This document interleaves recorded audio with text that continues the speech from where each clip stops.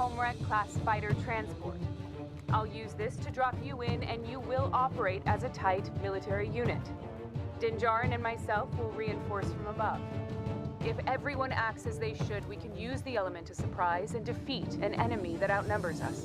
The Kom'rk-class Fighter-Transport, also known as the Mandalorian Gauntlet, has long been one of the most iconic ships of the Clone Wars and one of the most popular Mandalorian starships in canon.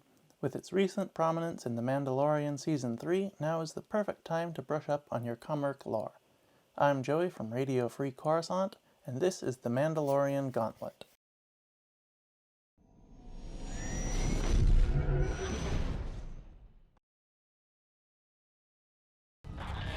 Lady Kryze, your reinforcements have arrived.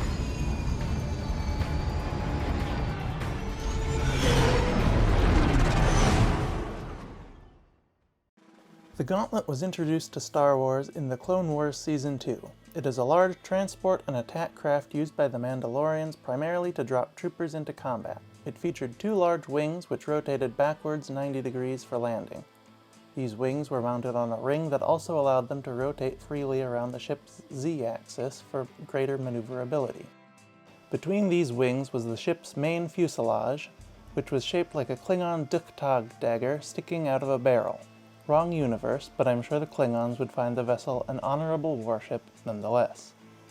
The ship's length overall was a whopping 68 meters long for the Clone Wars variant. Later versions were smaller, but we'll get to that. Its primary armament were a pair of laser cannons on the ship's nose. It also had a pair in the rear above and below the airlock. The ship's most notable combat feature was its troop drop bay, which could deploy up to 24 Mandalorian commandos into combat on land, in the air, or in space. This version of the Gauntlet was primarily used by Death Watch in their campaign to take over Mandalore and keep the Republic out. At some point between 19 BBY and 2 BBY, the Kom'rk was given an overhaul.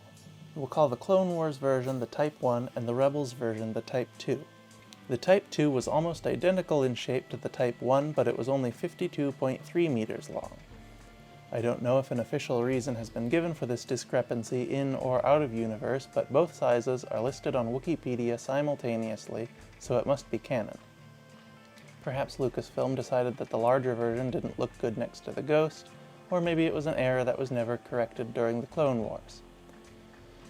In-universe, we can assume that Mandalorian engineers discovered they could cut costs and gain maneuverability by reducing its size without losing any tactical capabilities.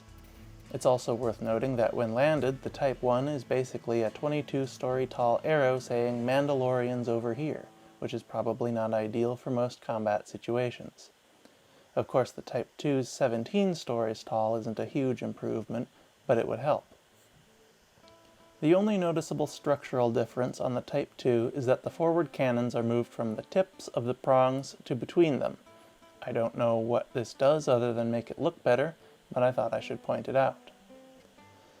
The Type 2 Gauntlet was not very widely used. They were used by the Mandalorians on Concord Dawn, and most famously by Darth Maul, who had a customized gauntlet called the Night Brother.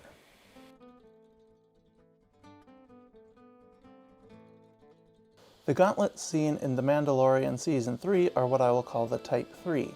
While we don't know if they are considered different models in-universe like the Types 1 and 2, it seems likely based on the more significant differences seen in the Type 3. This version would have been built sometime between 2 BBY and 9 ABY. Because of the destruction of the Mandalorian civilization by the Empire, I would assume probably earlier. It is again reduced in size to a mere 30 to 35 meters, about the size of the Millennium Falcon, and a much more practical size for a dropship. It is overall much sleeker and smoother, and the forward prongs are much less pronounced. We don't see it rotate its wings on the long axis like the previous versions did, but it appears to still have the mechanism for it. The wings still rotate back for landing, but the joint is reinforced, and we see that the wings can also move independently in this version, which Bo-Katan uses to great effect in the battle over Kalevala.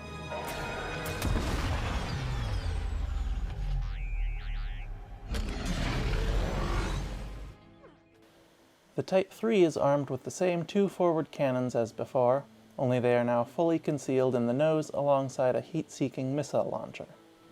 There is only one rear cannon. The troop drop bay capacity is significantly reduced, only housing 10 Mandalorians. This variant appears to be highly maneuverable, likely thanks to its small size. The Type 3 was only known to be used by Bo-Katan Kryze and Axe Woves' faction of the Mandalorians, who had a large number of them in his fleet. The only other known faction at this time, the Children of the Watch, were seemingly unfamiliar with this class of ship, though their leader, the Armorer, knew the ship well enough to fly one. The Gauntlet was still in use in 35 ABY when several participated in the Battle of Exegol. Here you can see a comparison of the three versions of the ship by the talented artist Ravendeviant. It was created before Season 3 and is missing some of the features of the Type 3, like the sunroof, but overall it is an excellent tool to compare the three ships.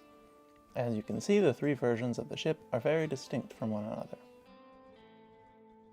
Anyway, that's all I've got. I hope you found this breakdown informative and entertaining. If you did, please leave a like and subscribe. Let me know in the comments what your favorite version of the ship is and what other ships you'd like to see a breakdown of in the future.